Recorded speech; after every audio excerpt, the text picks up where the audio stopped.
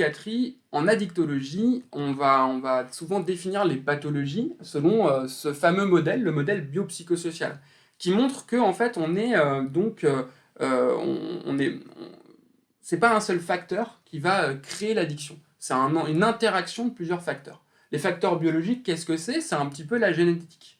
On peut avoir des vulnérabilités qui peuvent nous pousser à être plus facilement addicts que d'autres personnes. Il y a des personnes qui sont vulnérables. Ça, c'est le côté un petit peu biologique, mais aussi le fonctionnement du cerveau en lui-même, qui fait que la nicotine, ça va créer un véritable orage dans notre cerveau, et donc le cerveau va demander de la nicotine. Après, il y a les facteurs psychologiques. Ça, c'est plus en fait nos événements de vie.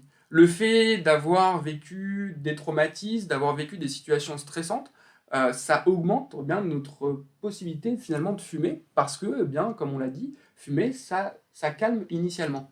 Et puis après, il y a les facteurs sociaux, c'est-à-dire en fait finalement l'environnement dans lequel on vit. Et on est dans une société où il suffit de regarder des séries sur Netflix par exemple, pour se rendre compte que le tabac, il y en a partout.